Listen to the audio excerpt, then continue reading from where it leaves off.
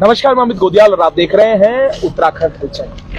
तो कल आपने एक प्रेस कॉन्फ्रेंस देखी जिसमें आपने जो भू कानून मूल निवास संघर्ष समिति के जो संरक्षक हैं मोहित डिमरी और उनके जो तमाम साथी थे, उन्होंने कॉन्फ्रेंस की।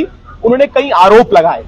उन आरोपों में सबसे मुख्य जो आरोप रहा वो दिशा 1 और दिशा 2 एक जो प्रोजेक्ट बनाया गया जिसमें कई जो आईएएस अधिकारी हैं उन्होंने भी वहां जमीनें ली है।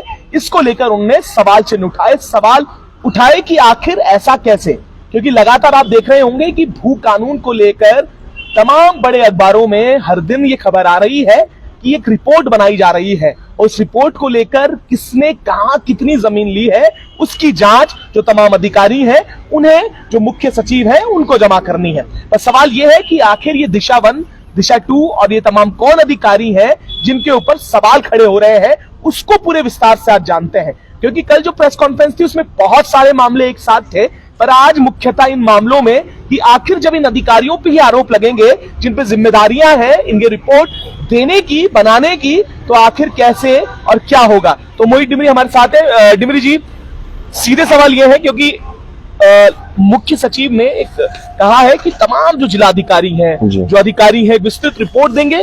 उसके बाद कई मामले आए हैं, कई कुमाऊं से मामले निकल कर आए कि कुछ अभिनेता जिन्होंने जमीनें खरीदी हैं, कुछ ऐसे मामले आए हैं जिसमें जितनी एक लॉ के अनुसार कानून के हिसाब से जो जमीनें खरीदनी थी उसकी लिमिट से ज्यादा जमीनें खरीदी गई हैं। क्या कहेंगे, क्या आपको लगता है? देखिए अमित भाई, मैं ये कहना चाहूंगा कि मुख्य सचिव ने जब जिलाधिकारियों को निर्देश दिए कि आप अपने जिले में जांच कीजिए ग्रामीण क्षेत्र में 250 वर्ग मीटर से अधिक जमीन कितने लोगों ने खरीदी है जो इस राज्य के मूल रूप से यहाँ के निवासी नहीं है, जो बाहरी राज्यों से यहाँ पे आए हैं, बिल्कुल, और कितनी उनके पास जमीन है, इसकी जांच की जाए।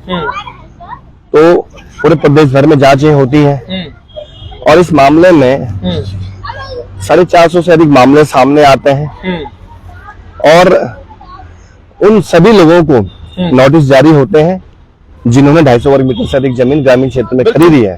लेकिन सवाल अपने आप में यह भी शुरू होता है, जिन अधिकारियों ने खुद भूमि कानून के प्रावधानों का उल्लंघन किया है, जिन्होंने 250 वर्ग मीटर से अधिक जमीन ग्रामीण क्षेत्रों में खरीदी है, क्या जिलाधिकारी की जांच के दायरे में ये अधिकारी भी आएंगे? अपने आप में सबसे बड़ा सवाल ये उठता है। देखिए, पौंधा एक जगह है जी, बिल्कुल, विकास नगर तहसील के में ये जगह है और यहाँ पर दिशा 1 और दिशा 2 के नाम से 2 प्रोजेक्ट चल रहे हैं। बिल्कुल, यहाँ पर 300 बीघा नाली जमीन पर प्लॉटिंग की गई है और इसके प्रॉपर्टी डीलर एससी माथुर और इंद्र सिंह द्वारा यहाँ पर जमीन खरीदी गई है। एससी के लोगों से जमीन यहाँ पे खरीदी गई है, कुछ सामान्य वर्ग के लोग भी हैं और गोल्डन फॉरेस्ट की जमीन भी है। और इस जमीन को उत्तराखंड के आईएएस और आईपीएस अधिकारियों को इस जमीन को बेचा गया है। इस जमीन के सारे रिकॉर्ड हमारे पास है। करीब करीब उत्तराखंड के 100 से अधिक अधिकारी ऐसे हैं जिन लोगों ने यहाँ पर प्रॉपर्टी खरीदी है और अब यहाँ पर कॉलोनी का निर्माण किया जा रहा है। बिल्कुल ठीक है। तो अपने आप में सवाल खड़ा होता है, इसमें अधिकतर अधिकारी ऐसे हैं क्योंकि पौंधा ग्रामीण क्षेत्र है और यहाँ पे 250 वर्ग मीटर की एक लिमिट है ग्रामीण क्षेत्र में जमीन खरीदने की। लेकिन यहाँ पर जब हमने दस्तावेजों को खंगाला तो उसमें अधिकतर अधिकारियों ने, उनके रिश्तेदारों ने इस कानून का उल्लंघन खुद किया है। 250 वर्ग मीटर से अधिक यहाँ पर जमीनें अधिकारियों ने खुद खरीदी है। अब अपने आप में सवाल खड़े होते हैं कि जब अधिकारी खुद ही इस कानून का उल्लंघन कर रहे हैं तो हम कैसे उम्मीद कर सकते हैं कि आने वाले समय में जो लोग इस राज्य में भूमि कानूनों का उल्लंघन करते हुए यहाँ जमीनें खरीद रहे हैं उन पर कार्रवाई हो पाएगी। एक तरह से जब एक कानून बना हुआ है ग्रामीण क्षेत्रों का 250 वर्ग मीटर, वो जब अभी प्रभावी है उसके बावजूद इस कानून का उल्लंघन हो रहा है तो सरकार कौन सा मजबूत कानून इस राज्य में लाने जा रही है? हाँ, अभी ये बोला गया कि वो भी जानना चाहिए कि किसी परिवार के कितने अलग अलग सदस्यों के नाम पे जमीनें खरीदी गई है, उसकी भी जांच की जाएगी। और वही प्रश्न जिन्हें आप उठा रहे हैं कि जो अधिकारी हैं उनके भी जो रिश्तेदार हैं, उनके जो उन ऐसे जमीनें खरीदी गई हैं। अब सवाल यही खड़ा होता है ना कि तमाम जो आईएएस हैं या जिनके ऊपर जिम्मेदारियां हैं, उन्हें ही ये बेड़ा उठाना है, बड़ा बेड़ा उन्होंने ये सारी चीज आगे लानी है। तो क्या लगता है आपको, तथ्य आ पाएंगे सामने? और क्या जो दिशा 1 का है, दिशा 2 का है, इस पे जो आपने लगातार कई अधिकारियों के नाम लिए, उसमें जो इससे पहले जो डीएम यहाँ पर थी उनके ऊपर भी अपने प्रश्न चिन्ह उठाए, उस पर क्या कहेंगे पूरे प्रकरण को लेकर, जो रिश्तेदार वाला मैटर है या जो डीएम जो पूर्व रही उनके ऊपर जो मैटर? देखिए, इसमें यही कहना चाहेंगे, इसमें सारे दस्तावेज हमारे पास हैं। इसमें अधिकारियों के रिश्तेदारों ने, उन्होंने अपने बच्चों के नाम, अपनी पत्नियों के नाम दिशा 1, दिशा 2 जो यहाँ पे कॉलोनी बन रही है वहां पर जमीनें खरीदी हुई हैं। इसमें पूर्व जिलाधिकारी देहरादून सोनिका सिंह जी का भी नाम सामने आ रहा है। उनके पति और देवर ने भी इस प्रोजेक्ट के तहत यहाँ पे जमीनें खरीदी हैं। और भी यहाँ पर बहुत सारे अधिकारी हैं, जैसे मैं आपके सामने नाम लेना चाहूंगा, दीपक चौधरी पुत्र धर्मवीर चौधरी, फिर दीपा चौधरी पत्नी धर्मवीर चौधरी, रविंद्र चौधरी पुत्र धर्मवीर चौधरी। तो धर्मवीर चौधरी की पत्नी और 2 बेटों ने भी जमीन खरीदी है। तो ऐसे बहुत सारे अधिकारी हैं जिन्होंने यहाँ पर 250 वर्ग मीटर से अधिक पौधा में जमीनें खरीदी हुई है। और एक तरह से कानून कहता है कि कोई भी गैर कृषक, यानी जो भी व्यक्ति बाहरी राज्य का होगा, तो जिसकी यहाँ पर अपने नाम पर कृषि भूमि नहीं होगी, उसे ग्रामीण क्षेत्र में 250 वर्ग मीटर जमीन खरीदने की छूट है। लेकिन जो यहाँ पर आईएएस आईपीएस अधिकारी हैं, जो एक तरह से गैर कृषक है, उन्होंने यहाँ पर इस कानून का उल्लंघन किया है। दूसरा इसमें महत्वपूर्ण क्या है कि परिवार में एक ही व्यक्ति को जमीन खरीदने की इसमें प्रावधान किया गया है, लेकिन इसका भी यहाँ पर उल्लंघन होता हुआ दिखाई दे रहा है। तो हम यही कहना चाहते हैं कि जो अधिकारी हैं, चाहे हम तत्कालीन जिलाधिकारी सोनिका सिंह जी की बात करें, उनके समय में गोल्डन फॉरेस्ट के बहुत सारे मामले हैं, जमीन के जुड़े हुए मामले, लेकिन उन फाइलों पे बिल्कुल भी कार्रवाई नहीं हुई। तो कहीं ना कहीं अपने आप में बड़े सवाल पैदा होते हैं कि जब आपके पास इस तरह के मामले आ रहे हैं कि गोल्डन फॉरेस्ट की जो जमीन है, जो सरकार में निहित हो गई है, जो सरकारी एक तरह से जमीन है, उस पर रजिस्ट्रियां हो रही हैं, उस पर तरह से प्लॉटिंग हो रही है, लेकिन जब आप उन पर कार्रवाई नहीं करती हैं तो कहीं ना कहीं अपने आप में सवाल खड़े होते हैं। अच्छा, मैं ये पूछना चाहूंगा, क्योंकि आपने ये भी आरोप लगाया कि इसी दिशा के जो प्रोजेक्ट है, इस पर भी गोल्डन फॉरेस्ट की लैंड है जी। इसमें भी कुछ जमीनें ऐसी हैं जो शायद गोल्डन फॉरेस्ट की है, ऐसा कुछ भी है क्या? देखिए, इसमें जो अधिकतर जमीन यहाँ पर है वो गोल्डन फॉरेस्ट की भी है। और जो गोल्डन फॉरेस्ट की जमीन है उत्तराखंड सरकार की खतौनी है, ये सारे दस्तावेज हमारे पास है इसके। और उस जमीन को सरकार में निहित कर दिया गया था, और इसके बावजूद यहाँ पर एससी माथुर और इंद्र सिंह द्वारा प्लॉटिंग का काम किया जाता है। किसके सह पर काम होता है, ये अपने आप एक बड़े सवाल खड़े करती है। दूसरा, जब इस पर प्लॉटिंग होती है तो इसके मामले न्यायालय में चलते हैं, विकास नगर सिविल कोर्ट में भी मामला चलता है। तो वहां पर जब ये मामला चलता है तो कोर्ट साहब हिदायत देता है कि ये गलत तरीके से यहाँ पे जमीन पर प्लॉटिंग हो रही है। और जब न्यायालय में ये मामले विचाराधीन है तो एक तरह से प्रॉपर्टी ट्रांसफर एक्ट का जो सेक्शन 54 कहता है, तो उस जमीन की रजिस्ट्री नहीं हो सकती है जब तक उसमें उसका फैसला नहीं हो जाता है। तो आप समझ सकते हैं कि गोल्डन फॉरेस्ट की जमीन जो सरकारी जमीन है उस पर भी यहाँ प्लॉटिंग कर दी गई है।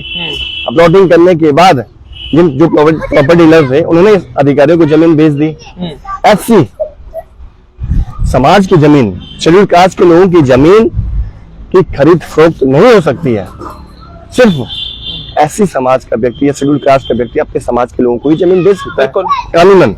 लेकिन यहाँ पर होता क्या है, यहाँ पर 60 बीघा से अधिक जमीन शेड्यूल्ड कास्ट के लोगों की अधिकारी को रजिस्ट्री कर दी जाती है। अब आप सोचिए कि उस जमीन की एक तरह से जिलाधिकारी से परमिशन होती है, भूमि सुधार अधिनियम 157A चूंकि जो धारा है उसके तहत कलेक्टर से अनुमति लेनी जरूरी होती है, लेकिन इसमें अनुमति की कोई जरूरत महसूस होती नहीं है और एससी की जमीन भी आसानी से खरीद दी जाती है। तो अपने आप में बड़े सवाल पैदा करती है। एक तो एससी की जमीन है जो खरीदी गई है, दूसरा गोल्डन फॉरेस्ट की जमीन है जो सरकार में नीट हो गई थी। तीसरा 250 वर्ग मीटर से अधिक यहाँ पर अधिकारियों ने अपने नाम और अपने रिश्तेदारों के नाम जमीनें खरीदी हैं। तो ये पूरा जो पौधा का जो प्रोजेक्ट चल रहा है, जिसमें IAS IPS सहित पूर्व अधिकारी यहाँ पर अपनी कॉलोनी बना रहे हैं, अपने घर बना रहे हैं, अपने आप में सवाल पैदा कर रही है कि जब आप नियमों को ताक पर रखकर, कानूनों की धज्जियां उड़ाकर अपने लिए जमीनें खरीद रहे हैं, अपने लिए प्लॉट खरीद रहे हैं, अपने लिए यहाँ पे मकान बना रहे हैं, तो क्या उम्मीद कर सकते हैं हम इस राज्य में कि कानून व्यवस्था का सही तरीके से पालन होगा? जो वास्तव में यहाँ जमीन के लुटेरे हैं उनके खिलाफ हमारी सरकारी मशीनरी काम करेगी? अपने आप में बड़े सवाल पैदा करती है। और वो भी तब, जो मैं सवाल बार बार उठा रहा हूँ, जब 250 वर्ग मीटर का प्रावधान ग्रामीण क्षेत्र में ऑलरेडी है, उसके बावजूद इतने उल्लंघन हो रहे हैं। तो जब कानून बन जाएगा तो किस तरह कानून होगा? क्या हम उम्मीद कर सकते हैं कि सरकार मजबूत कानून लाएगी? आने वाले समय में स्थितियां आगे भी पैदा हो सकती है। तो कहीं ना कहीं जो हमारी राजस्व व्यवस्था है, जो राजस्व व्यवस्था चली आ रही है, चाहे उसमें पटवारी हो, चाहे उसमें तहसीलदार हो, SDM हो, लेखपाल हो, यहाँ तक कि जिलाधिकारी तक शामिल हो, तो कहीं ना कहीं अपने आप में सभी घेरे में है, सवालों के घेरे में। और यहीं से ही जो जमीनों की ये लूट का कारोबार चल रहा है, इसमें इनके संलिप्तता से भी इनकार हम लोग नहीं कर सकते। अच्छा, एक सवाल है, क्योंकि जो ये जमीन है, जो प्रोजेक्ट है, जो DM सोनिका थी, उनसे पहले का ये प्रोजेक्ट है, क्योंकि जुलाई 2022 में यहाँ पर DM आती हैं, उससे पहले ये प्रोजेक्ट शुरू हो जाता है। प्रोजेक्ट शुरू होने के बाद इससे पहले का प्रोजेक्ट है। आपने सवाल उठाए जो इस बार की जो सोनिका जो DM रही, ऐसा क्या कारण रहा कि सिर्फ उन्हीं पर सवाल है और जो अधिकारी हैं उन पर आपने कुछ? ये अपने आप में बड़ा प्रश्न है, क्योंकि ये प्रश्न भी लोग कर रहे हैं कि आखिर जिससे पूर्व जो DM रही उसी पे सवाल, ये उससे पूर्व, क्योंकि प्रोजेक्ट तो पहले का है, ये प्रोजेक्ट तो पहले शुरू हो गया था, तो उस पे क्या कहेंगे? देखिए, इसमें सवाल सिर्फ सोनिका सिंह जी का नहीं है, सवाल तमाम उन अधिकारियों का है जिन्होंने यहाँ पे जमीन खरीदी है। तो मैं तो स्पष्ट तौर पर ये भी कहना चाह रहा हूँ कि जो अमित कुमार कटारिया है, और उन्होंने यहाँ पे डेली रजिस्ट्री की अपने नाम पर, एक 374 वर्ग मीटर में जमीन खरीदी, एक 250 वर्ग मीटर के अंदर जमीन खरीदी है। सवाल तो उन पर भी है। सवाल मैंने जैसा आपको कहा धर्मवीर चौधरी पर भी है, जिन्होंने अपनी पत्नी और बच्चों के नाम जमीन खरीदी है। सवाल सौजन्या मैडम पर भी है, जिन्होंने यहाँ पे जमीनें खरीदी हैं। और भी बहुत सारे अधिकारी हैं यहाँ पर जिन्होंने यहाँ पर जमीनें खरीदी है। 1000 वर्ग मीटर की है, किसी ने यहाँ जमीन खरीदी है, किसी ने 500 वर्ग मीटर जमीन खरीदी है। मनोज गोयल जी हैं जिन्होंने 500 वर्ग मीटर जमीन खरीदी है अपने नाम और अपनी पत्नी के नाम। सवाल बहुत सारे अधिकारियों पर है, सिर्फ यहाँ पर सोनिका सिंह जी का सवाल नहीं है। अच्छा, मनोज गोयल तो शायद अभी जो नगर निगम में भी रहे हैं, और वही शायद उन्हीं मनोज गोयल की बात हो रही है। लेकिन जो भी अधिकारी है, ये सारे दस्तावेज हैं, यहाँ पर अधिकारियों के लिए कॉलोनी बनाई जा रही है, और इन लोगों ने एक तरह से गलत तरीके से जमीनें यहाँ पर खरीदी है। और हम चाहते हैं कि सरकार, अच्छा, ये कन्वर्जन जो हुआ है, देखिए मेरे बड़ा स्पष्ट कई प्रश्न ये है कि जो लैंड जो ली गई है, जमीन जो ली गई है, उसका 143 हुआ है, उसे कन्वर्ट किया गया है, उसका लैंड यूज बदला गया है, उसकी तो परमिशन ली गई होगी, वो तो परमिशन बाय ऑन पेपर तो है ही। तो लीगली क्या ये गलत है? क्योंकि देखिए इसमें दो पक्ष है जो ये कहते हैं कि मोरली बात तो ये गलत नजर आती है, पर लीगली भी गलत है क्या, ये प्रश्न है। मोरली हम कहते हैं कि ठीक है, अभी तक कुछ ऐसा नहीं है, पर लीगल टर्म्स में भी गलत है क्या? आप ये देखिए ना, 250 वर्ग मीटर का प्रावधान अपने आप में है ना, वो एक प्रावधान टूटा है, टूटा है ना, तो इसको हम लीगली कैसे कह सकते हैं? इससे पहले भी लोगों ने जमीनें ली हैं, उन पे कार्रवाई हो रही है ना, सरकार उनको नोटिस जारी कर रही है, तो क्यों इन अधिकारी को नोटिस जारी नहीं हो रहे हैं जिन्होंने इस प्रावधान का उल्लंघन किया है? अगर सरकार के संज्ञान में अब ये मामला आ रहा है, तो क्यों उन अधिकारियों को नोटिस जारी नहीं हो रहे हैं जिनने शेड्यूल कास्ट की जमीन खरीदी है, जिन्होंने गोल्डन फॉरेस्ट की जमीन खरीदी है, या जिस प्रॉपर्टी डीलर ने उनको जमीनें बेची है, उनको उसके खिलाफ कार्रवाई क्यों नहीं हो रही है? तो अपने आप में सवाल खड़े करती है। लीगली तो कुछ हो ही नहीं सकता ना, तो कहीं ना कहीं 143 में कराने में तो सारे सब सिस्टम अधिकारियों के अपने हाथ में है, तो कोई बड़ी बात नहीं है। तो हमारा ये कहना है कि क्या ऐसे अधिकारियों के खिलाफ आप जांच करोगे, इन पर भी आप कार्रवाई करोगे जो इस कानूनों का उल्लंघन कर रहे हैं? अच्छा, एक सवाल है, जैसे पांगती जी ने भी मुझे एक बात कही, पांगती जी ने कहा कि जो लीडरशिप है उसकी कमी दिखती है, जिस कारण ये चीज हुई है, क्योंकि अब ऐसा लगता है कि ब्यूरोक्रेसी हावी है, या ब्यूरोक्रेसी एक चीज एक पार्ट पढ़ाती है पॉलिसी मेकिंग का, उसके बाद चीजें बदल जाती हैं। उसको आपको भी लगता है क्या कि जो आप ये लड़ाई लड़ रहे हैं, एक तरफ तो समिति बनाई जाती है, एक तरफ ये पॉइंट है कि ये पॉइंट निकल कर आ रहे हैं, एक तरफ तो समिति बनाने की बात हो रही है, एक तरफ आ रहा है कि जल्द हर दिन में ये हम पढ़ते हैं कि अब जल्द ही मजबूत भू कानून आएगा, सशक्त भू कानून आएगा। तो ये दोनों ही चीजें बड़ी वो लगती हैं। क्या लगता है आपको कि लीडरशिप की कमी है या कुछ ऐसी कमी? देखिए, उत्तराखंड में आप ये स्पष्ट मान के चलिए, यहाँ पर अधिकारी हमारी लीडरशिप को ड्राइव करते हैं, बस संचालित करने वाली जो शक्तियां हैं वो ब्यूरोक्रेट है। ब्यूरोक्रेट जैसा चाहे वो लीडरशिप को घुमाती है और अपने तरह की चीजें इस राज्य में कर रही हैं। मुझे नहीं लगता कि लीडरशिप को बहुत ज्यादा जानकारी अपने राज्य को लेकर होगी कि हमको किस तरह के कानून इस राज्य में बनाने चाहिए, किस तरह के प्रावधान होने चाहिए जिससे हम अपने राज्य की अस्मिता को, यहाँ की पहचान को, यहाँ की जमीनों को, यहाँ की नौकरियों को बचा सके। मुझे लगता है कि कहीं ना कहीं इसमें जो हमारी लीडरशिप है उसकी बहुत बड़ी अपनी खामियां हैं। उनको हो सकता है कानूनों की बहुत ज्यादा समझ ना हो, क्योंकि कानून की जो ड्राफ्ट तैयार करने वाले होते हैं वो IAS अधिकारी होंगे। तो जब ड्राफ्ट तैयार कर रहे होंगे तो उसमें ऐसे प्रावधान कर दिए जा रहे होंगे, किए जा रहे हैं, जिसमें कहीं ना कहीं एक बीच का रास्ता निकलता है जहां से अवैध तरीके से जमीनें खरीदी जाए या अन्य काम हो सके। तो मुझे लगता है कि कहीं ना कहीं इसमें जो हमारे यहाँ पे ब्यूरोक्रेसी है वो लीडरशिप पे बहुत ज्यादा हावी है। लीडरशिप उनके इशारों पे ही काम करती है और ये जो एक तरीके से तो यहाँ पर ब्यूरोक्रेट बैठे हुए हैं हमारे इस राज्य में। सरकार तो एक तरह से कभी भाजपा की कभी कांग्रेस की, एक मुख्यमंत्री बदलते रहते हैं, मंत्रालय बदलता रहता है, लेकिन जो ब्यूरोक्रेसी है परमानेंट सरकार है। तो इसकी बहुत बड़ी ताकत यहाँ पर हम देख पा रहे हैं, ये अपने हिसाब से सिस्टम को चला रहे हैं। आज आप देखिए जो ब्यूरोक्रेट, ये मामला तो एक अलग किस्म का मामला है जहां अधिकारियों के लिए कॉलोनी बनाई जा रही है। इसके अलावा भी अगर ब्यूरोक्रेट की जमीनों की जांच की जाए इस राज्य में तो मुझे लगता है कि इनके पास बहुत ज्यादा संपत्ति हो सकती है, बेतहाशा इनके पास जमीनें हो सकती हैं अगर इसकी ईमानदारी से जांच की जाए। अभी बीच में एक पूर्व IAS अधिकारी की भी मामला सामने आया जिसमें पार्क में उनको जमीन मिल गई थी।